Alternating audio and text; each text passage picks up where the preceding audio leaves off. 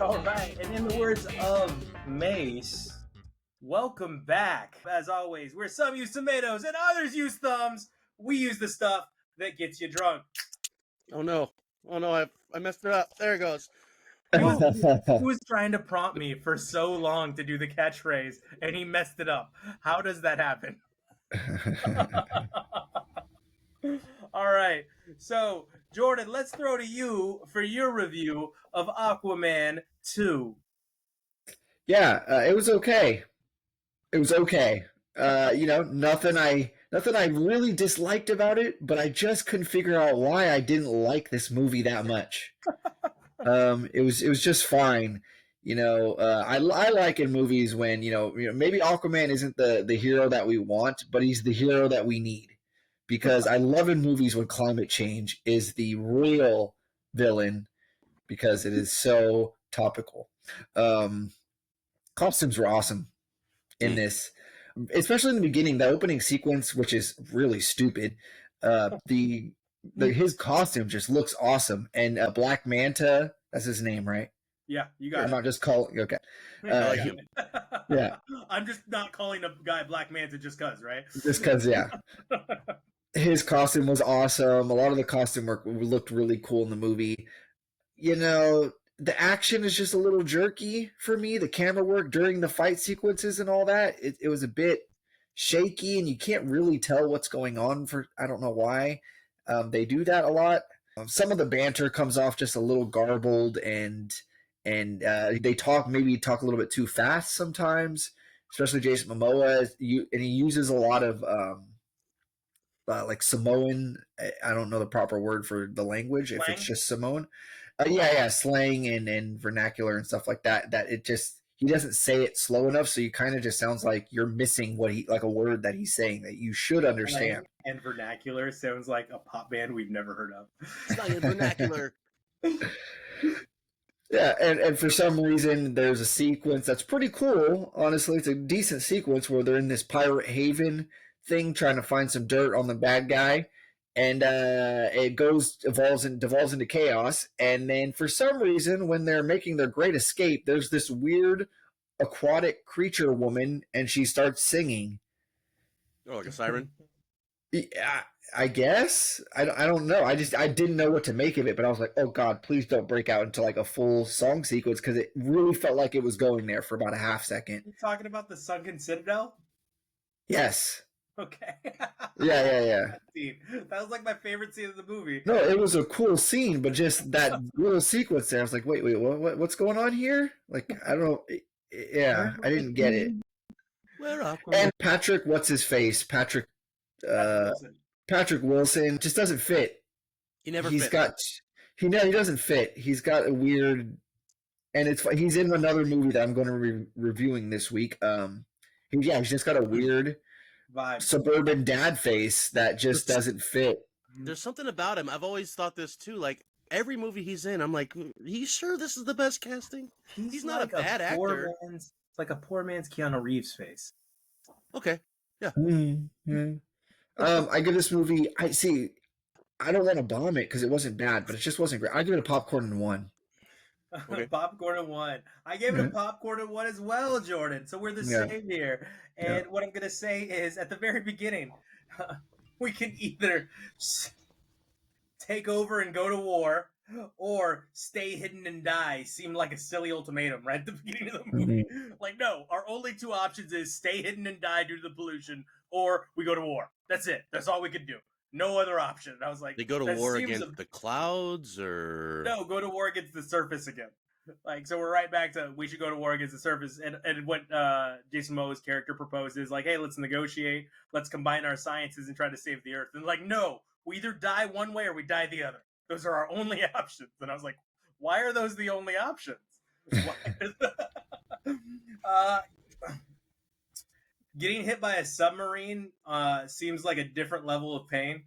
when you get hit by a submarine, I feel like it should be a bit more intense. I feel like a submarine is a big vessel to hit you, and there's some funny scenes there. It's very heavily edited, and you could tell in a lot of sequences that it's very heavily edited.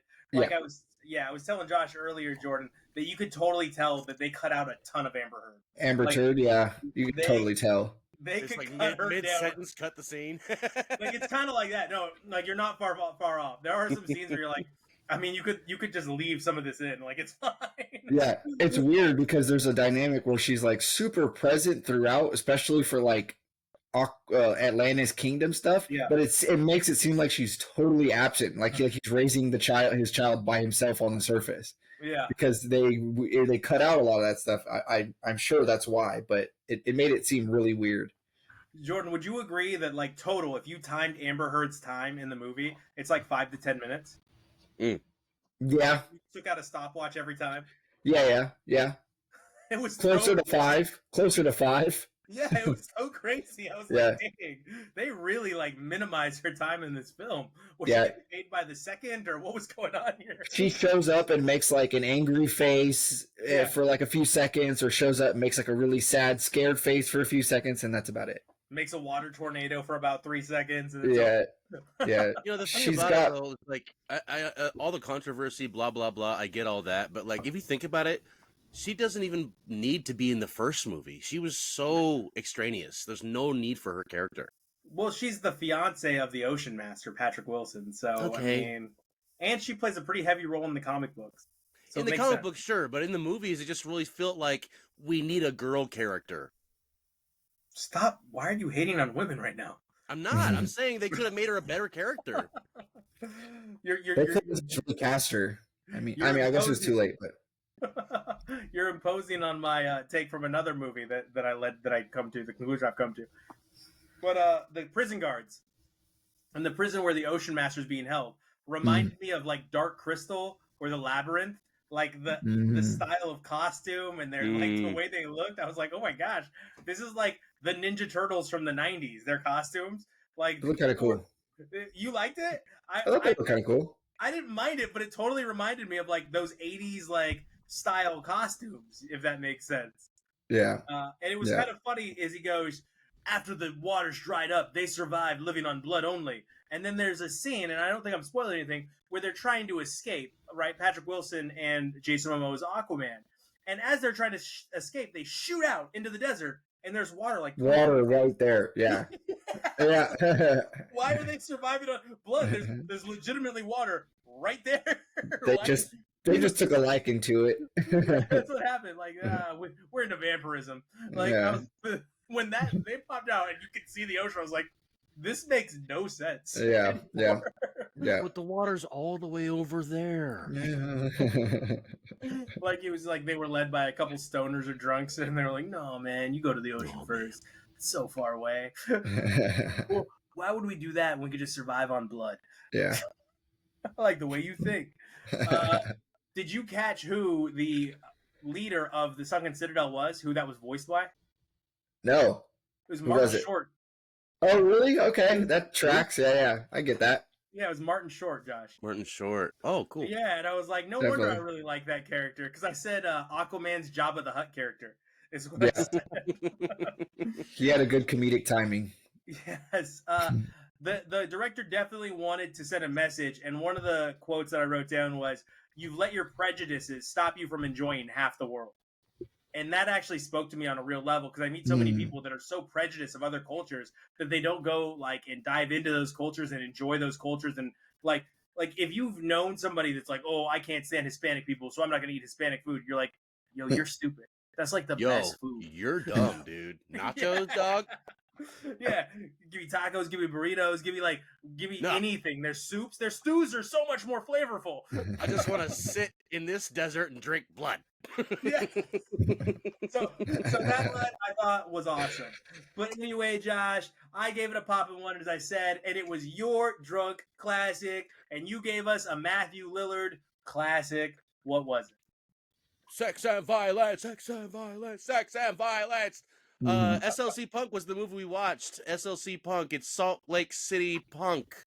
movie about the 1980s punk scene, and I meant to look it up. I'm assuming there's got to be a lot of it that's kind of true to life. I'm assuming, but maybe not. Either way, it felt very authentic, and it's just a movie about Matthew Lillard and his best friend being punks, and it's a coming of age. It had that obligatory line, and it was the rest of our lives. You know what I mean? Mm-hmm.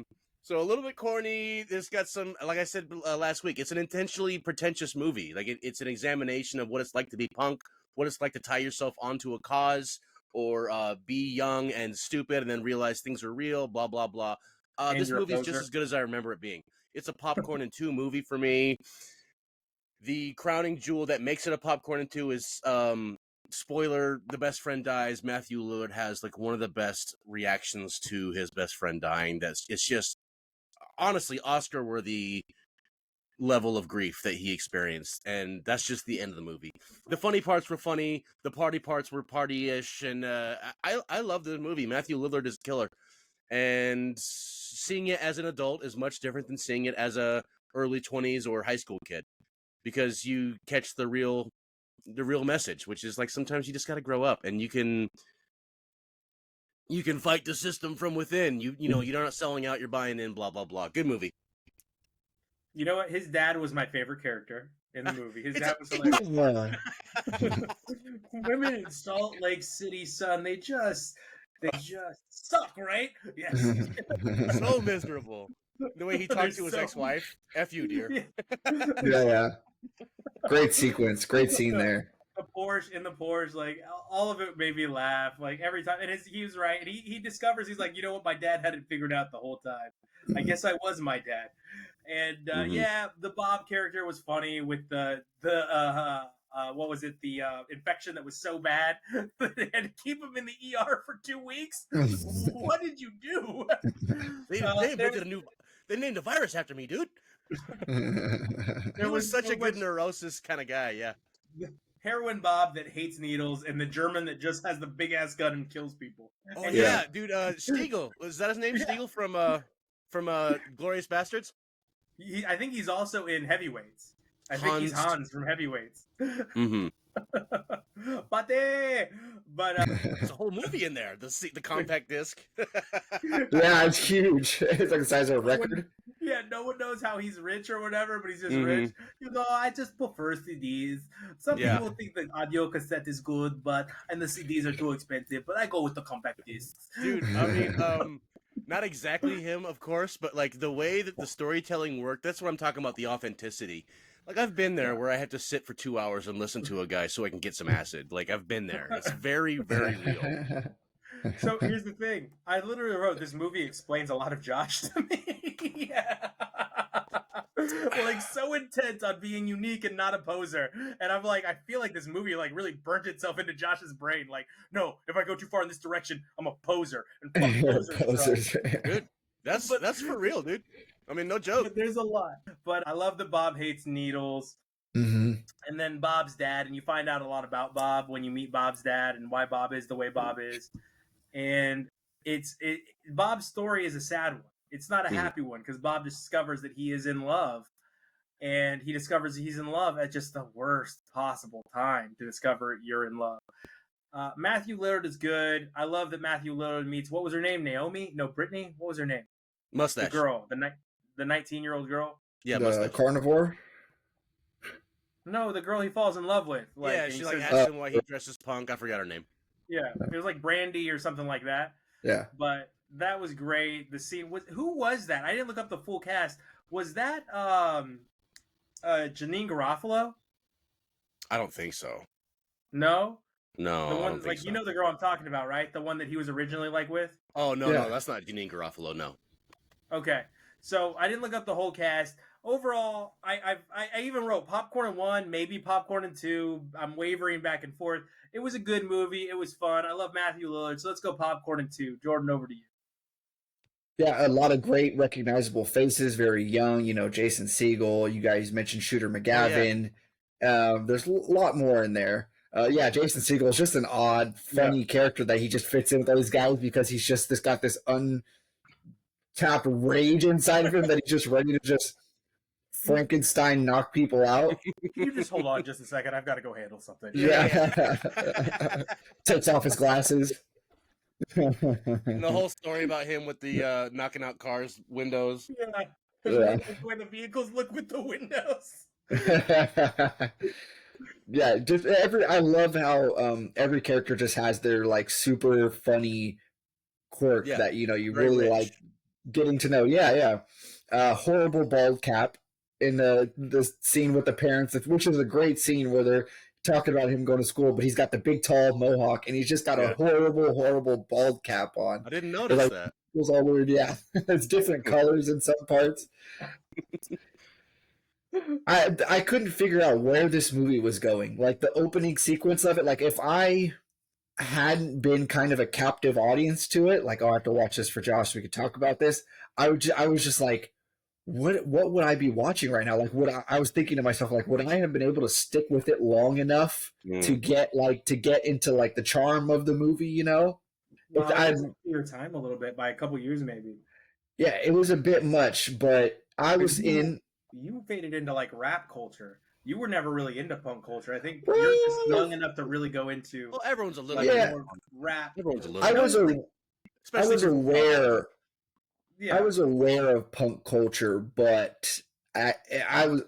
I think you. I was young enough. Yeah, I was young enough to be like, this is kind of weird. It's not my thing. It's a little too far out there for me. A little too far out there. You know, I'm a little bit of a conformist. If you will. Don't go to jail. Yeah. Only posers die, man. Only posers die. Oh shit. My favorite scenes throughout the movie was definitely Devon Sawa, who, you know, I wish was in things now still, you know, from... He's in Chucky. He's in the TV show. Oh, is it? Well, is that really something? He's the LSD kid. Is that really something? Yeah, it's like American Horror Story Light. Yes, he is. He's the whacked out LSD kid, and I like his scene where he's like, "Hey man, what are you up to?" It's like, "Dude, I'm a freaking beggar now. It freaking sucks." And I love when he just hard, dude. That whole scene was acted out really well. Yeah, it's funny, but it's really, you know, sad. But I love that I tried to get a job, man, at a women's clothing store. Oh, yeah. She's like, have you ever, you know, done? He's like, am I wearing women's clothing? No, what am I? Yeah, I can't say that word, but why would I be here if I already worked in women's retail? Yeah, it's great. He just tells her off, and she's totally like, maybe I am a poser, you know. Yeah, it's funny. You know what? It's a super entertaining. It's just maybe it's a little over my head just personally. So I would give it a popcorn and 1 as well.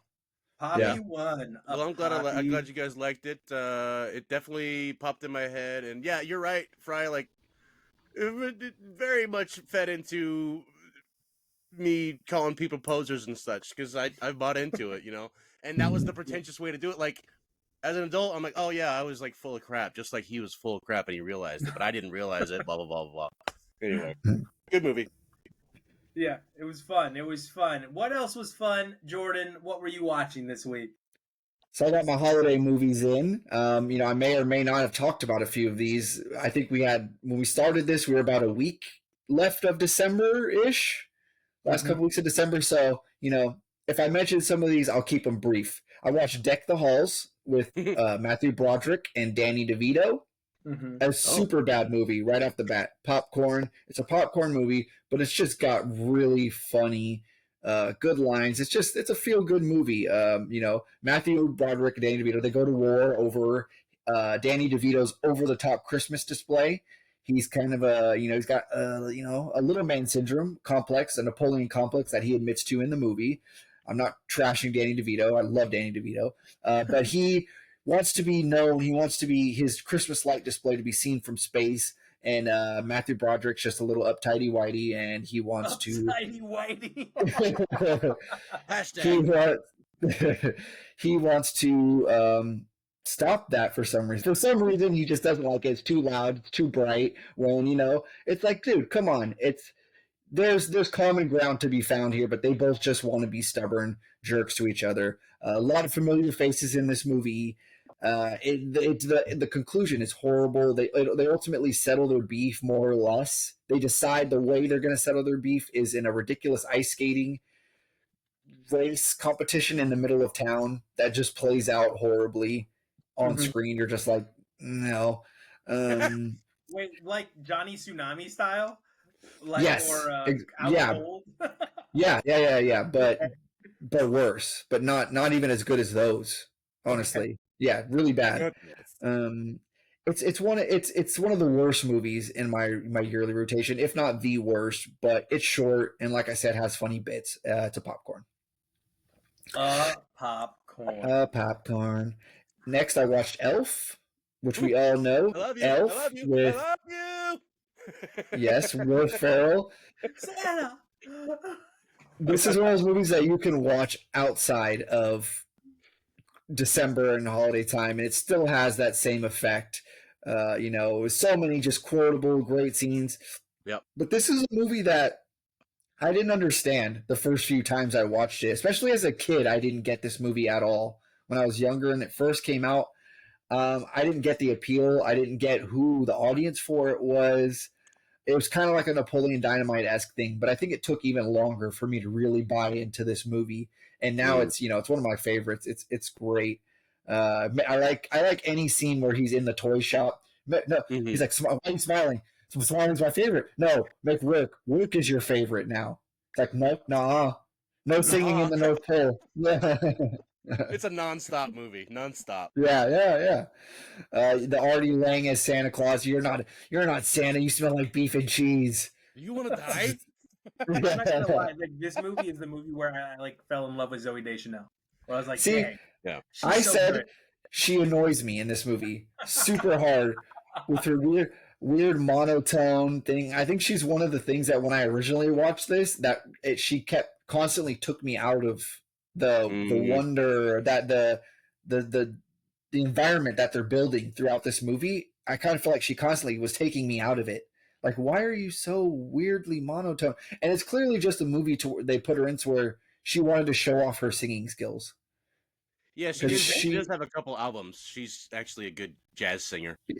Yeah, no, I'm sure, but you can tell, sometimes they're like, oh yeah, let's just put this girl in to sing some Christmas songs. I don't think they really saw, her film career going in. Yeah. I think she was kind of just, hey, good on her though. The snowball fight, the Peter Dinklage scene, just classic, amazing scenes. Those are two scenes that even when I didn't buy into the movie, I loved those ones, and what kind of pulled me back in to watch it a couple more times and to eventually really love it. So I give this movie. It's just a ridiculous movie. It's not a great movie, but it's just a all-time, everyone loves this movie. Popcorn and 2. Okay, perfect. I agree with that. Yeah, I reluctantly give it a popcorn and 2 because I want to give it a 3, but reluctant my foot in your ass. What's next? I watched Insidious: The Red Door, starring Patrick. Not exactly a Stewart. What's his name? Patrick. Again, I'm Patrick Wilson. Unforgettable face, unforgettable name. Patrick Wilson. Rose Byrne is in it. It's easy to confuse this franchise with The Conjuring and its universe films because that is also Patrick Wilson, I believe, that plays the guy from The Conjuring, right? You're right. Ed Warren. Yeah, it's those movies. It's almost the same, but just not as good as the Conjuring ones. And you could say, some of the Conjuring ones are not good as well, but it's just two very comparable franchises, and one is very clearly better. I thought they were the same. Really? Like as far as how good they were? No, I thought they were the same franchise. Oh, you thought they were the same franchise? Yeah. Honestly. Yeah, it's hard to, especially with all the branch offs and stuff. It's hard to be like, wait, is this one a part of that one, or is that one a part of this one? Yeah, totally. Who knew we needed 4 sequels and a prequel to Insidious Part 1? But here we are. They use hypnosis to relieve the trauma of, I believe, the first 2 movies. The dialogue is terrible. The plot is extremely shallow. Him and his entire family basically suck. His wife, his son, him, his other kids, they all just suck. They're all just sucky. They're a sucky family unit. There's no support. They just, they're annoying. They're just annoying, yeah. The whole thing is the whole franchise has basically been a very slow build up to basically the same plot line as Hodor from Game of Thrones. Gotcha. Dang. With Austin Powers' "Daddy Wasn't There" song playing in the background. That's the whole franchise in a nutshell. But actually, a decent ending, decent way to wrap it up. That they left it, with some question mark, but also not question mark. We're gonna get another movie. It's like, no, it's over, but there's more that's going to be happening that's going to be left unsaid. I give this a popcorn as well. Popcorn. We got a couple popcorns mixed in there with a poppin' too. Yes, I finished Rick and Morty season 8. This season, I love it. Great show. It's had a kind of a rough couple of last seasons. I thought it was kind of falling off, getting a little too full of itself and a little unoriginal for such an original premise, and animation and all that was so unlike anything you'd seen when it first came out. It was getting a little tired, but I felt like this was a reinvigoration. They clearly, from if you pay attention to this stuff from the news, Justin Roiland is no longer hands-on in this series. They recast his voice. Unfortunately, I graduated from the same high school as Justin Roiland, is Sierra High School in Manteca. Quick fact for you. Didn't know the guy. I think he graduated the year I came in as a freshman. Yeah, so it's always a good season when the season includes a clip show episode, which you can tell that they hate to do. They hate doing it because they make fun of it and they're so anti it throughout the episode, but that's what makes it so much better. There's a Wes Anderson reference in there that's pretty funny. A reference to the Grand Budapest Hotel. Very short, but very good. Yeah. This season had, the humor, the intelligence, the sci-fi pop culture references, and the off-putting weirdness that, every season has. But, it felt like a more consistent product and a reinvigoration from the last couple seasons. The worst episode of the season still had a couple funny lines, but, there's some stuff that really was a little bit, you could tell they were like, we need one more episode here, guys. Come on, let's just get it done. We need to make this money, baby. Yeah, we need to move on past this Justin Roiland stuff, and we need to just get a season out there. But it's the show is still a far cry from its early glory. It's a popcorn and one this season. Do you know if Dan Harmon's still attached to it as a writer? I'm not sure. I don't know if he's as a writer. I believe so. I believe in the credits you see that. Yes, but it's. Yeah, he's good. Also got some baggage too as well. Clearly, this show is just a little coming from the two minds of, you clearly see like these are some guys with some baggage. The Justin Roiland thing is complicated. There's no saying what he actually did or how much of it, but there's some smoke. Where there's smoke, there's fire. So, but still love the show. I'm sorry, I can't let it go despite any of that. So next I watched Trevor Noah, Where Was I, his new stand-up special on Netflix. Yeah, it's intellectual humor, and I appreciate his rant about contested history, about how in countries such as Germany, they don't embrace, but they are not uncomfortable acknowledging their history with Nazis and all that. They say, hey, we did this, we're sorry, we're gonna spend the rest of forever pretty much just trying to show that we're not those people and we're not going to allow that to happen. No, I didn't mean like in a sense like they're not afraid of it conversationally or that but yeah, in the education system and whatnot, they don't try to ease that information to them. They just kind of present it like, oh, this happened, you had nothing to do with it, and then he compares that to the way that we look at in America, like slavery and things, how they kind of, the South, they kind of try to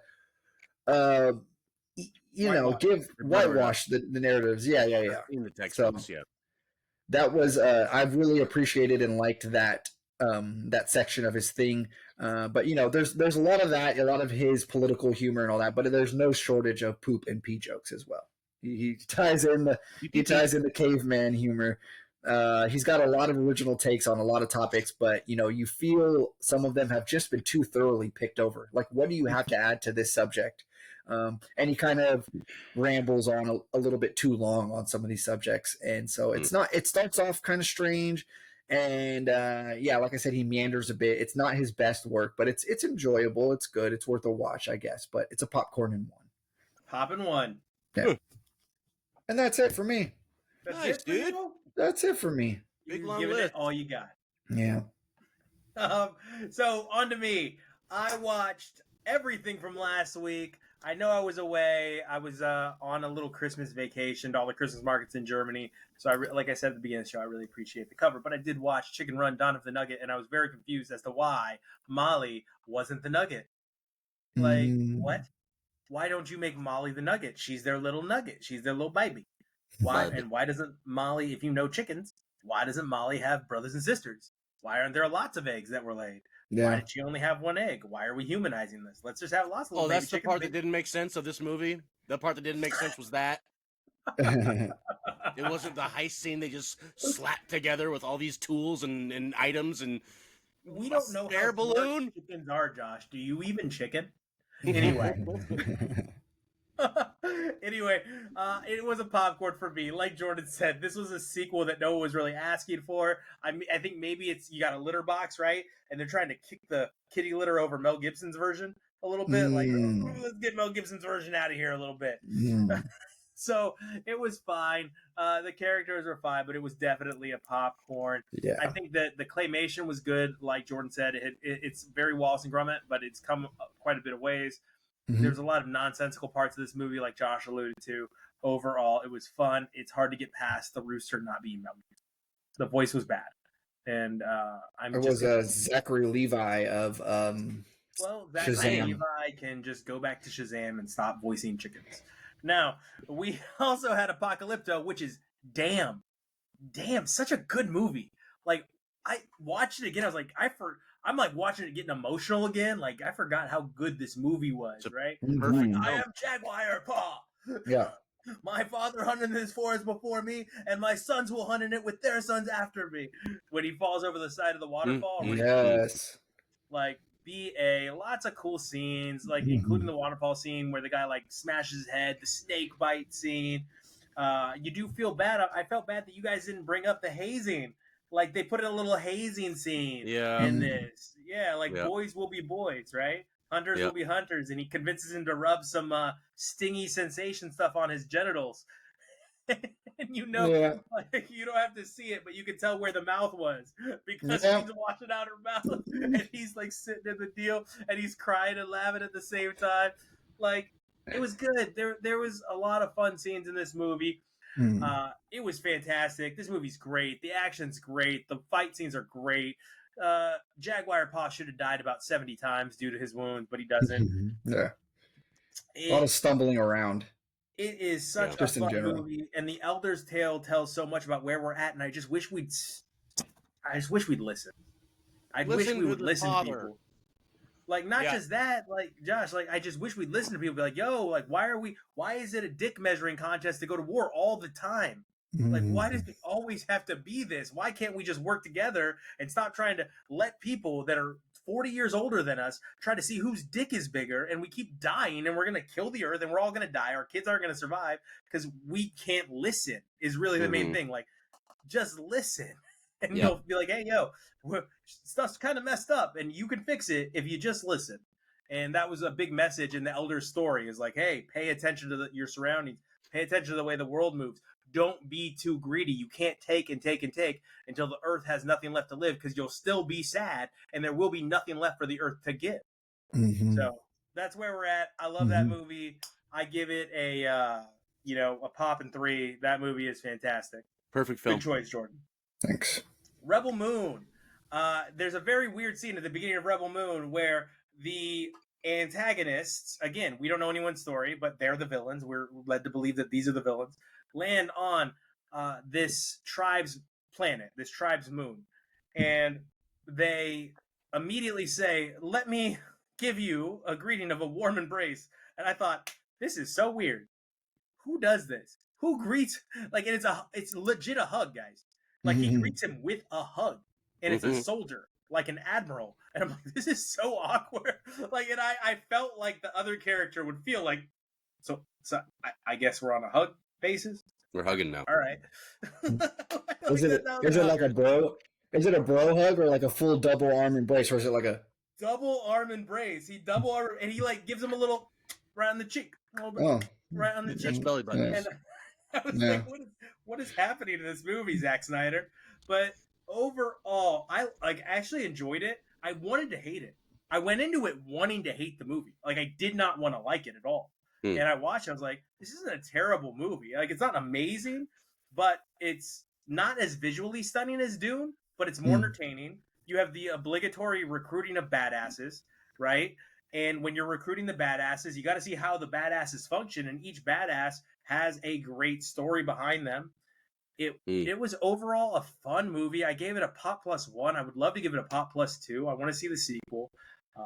It's actually one where I'm not dreading the sequel. It was fun. It was a fun movie. Go ahead, Jordan. Oh, I'm saying I really want to watch this movie, and I will probably immediately go watch this movie when we sign off here. So yeah, I went into it not wanting to like it, and I was just kind of like, it's not bad. Like I can't not like Zack Snyder, even though you were like the 4-hour Justice League didn't need to be that long. If I had cut it through this 1-hour episodes or 4 episodes, it's not a terrible show. Like Zack Snyder actually puts good work in. Like it's not bad. It's not amazing. He's not gonna win an Oscar, but it's not bad, and it's kind of entertaining. And that was I need you to cut my steak for me.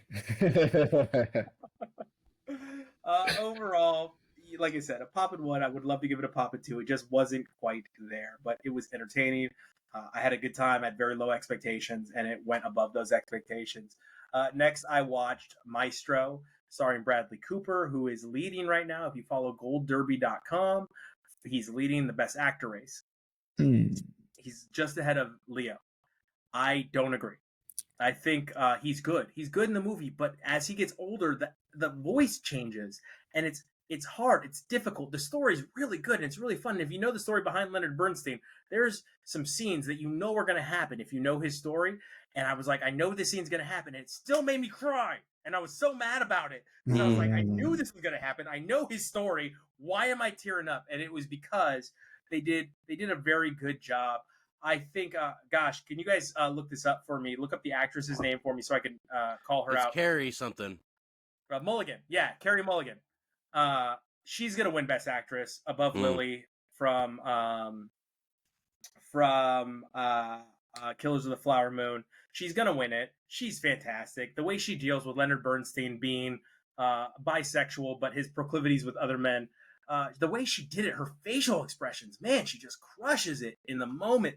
And when they finally address the situation, the way she acts this out, her emotion in this scene, her ability to pull something from her stomach and put it on screen was just phenomenal. And I was like, okay, she's going to win. Whereas Lily Gladstone was really just very good at being like very stoic and measured and played out in her portrayal in Killers of the Flower Moon.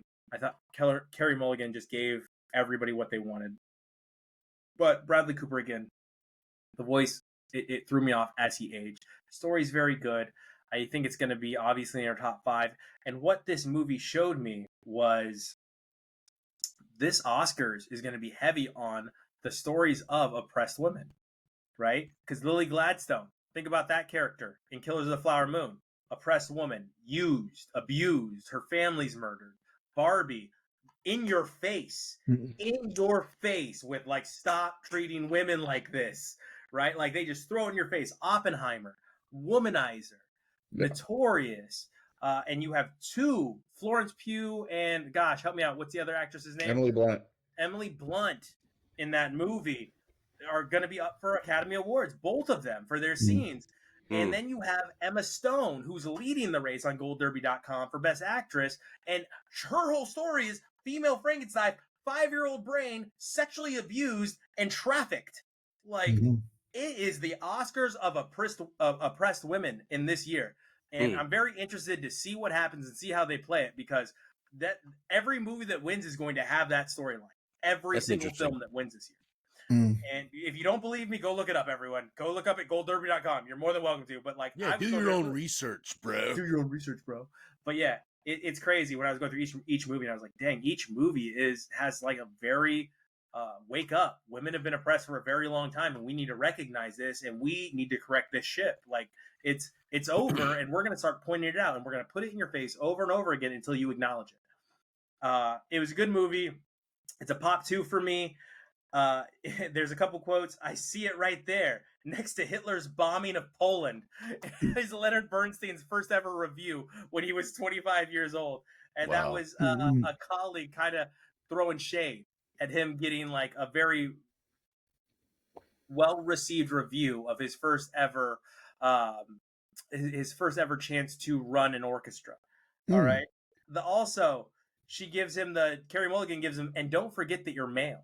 And he goes, I never do, in regards to his accomplishments. And that's another thing. Like, hey, recognize that being a male does come with privilege. Like, you're going to have an easier time overcoming things than a female would. Or you're not even going to have to overcome a hurdle than a female would. So it's very good. It's hard to decide. Is this the story of Leonard Bernstein? Is this a love story? Is this the trouble of a troubled artist / genius? Overall, it's definitely Oscar bait. It's filled with tons of things that are going to get recognized, and it tells Leonard Bernstein's secret that wasn't so secret. Okay, so Popcorn and 2 for me, really, really good movie. Josh, what were you watching? What I was watching? Well, Merry Christmas to all. This aired, it has come and passed, and now we're getting into New Year's. So I just got my last Christmas movies in. I'm sad I didn't get to watch Bad Santa, because that's one of my tippy tops. And like you said, Jordan, that's one of the movies you can watch all year long. But what I did watch was the Muppets Christmas Carol. I'm not used to watching this one. I like to watch the one with George C. Scott. I think it was in the early 90s or late 80s. But this one, Muppets Christmas Carol, I've seen it a bunch. Everyone's seen it a bunch. Everyone knows it's a Popcorn and 2, most likely for you. It's great. It has the heartfelt. It has incredible puppet work, incredible scene design or setting design. What's his name? Michael Caine. Michael Caine is Ebenezer Scrooge. Good. He played it straight. He played it well. Song's good. I'm interested in Christmas Carol because it's a great story. Everyone knows, but like the way that different versions of it harp on different things. I don't remember the Ghost of Christmas Present being that nice. He was really mean in the one that I'm used to. Anyway, so Popcorn 2, whatever. Another one that's another whatever. Jim Carrey, Grinch, Ron Howard film. Everyone knows it's great. It wasn't well received at first, but then everyone saw it again, and then was like, oh yeah, this is an incredible film. It might be the most Christmas film ever. It's great. I watched it as well. I just forgot to mention it, I guess. But yeah, I mean, I've said this on a past episode. I don't know if this is a hot take or not, but I feel like Jim Carrey deserves a retroactive Oscar for his role in this film. I don't know what category, not best actor, but just some kind of he played best hair and makeup, didn't it? But just he deserves for him playing this role. Yeah, I mean, fantastic. He deserves some kind of recognition for his portrayal in this movie. He should just go ahead and get 2 Lifetime Achievement Awards just because of this movie. It's really well done. Really well done. There's not much else you need to say about it. It's great. So I'm going to move on. Popcorn and 3. Another movie not received well, probably still not received well, was the Willy Wonka Johnny Depp version. Now, I saw this in theaters with a lot of people, and like everyone else, I'm like, what was that? That was odd. But I rewatched it just because it was on TV. It's pretty good, dude. Like, I hate to say it, like it's. I mean, I wouldn't compare it to Gene Wilder. I wouldn't put it in the same boat, but it's similar to the children's book, which is the source material, and Johnny Depp's version of whatever kind of character he was playing, he did a good job of being that weirdo. I didn't like. There's so much I didn't like about it, but everything I did like was like, it was pretty funny at parts. It was really entertaining at parts. I would never watch it again, so I'm gonna give it a popcorn still. But it was pretty good. It was pretty good, you guys. That's all I got this year. Or this year, huh? It is my drunk classic, but Josh guessed it, so I changed it.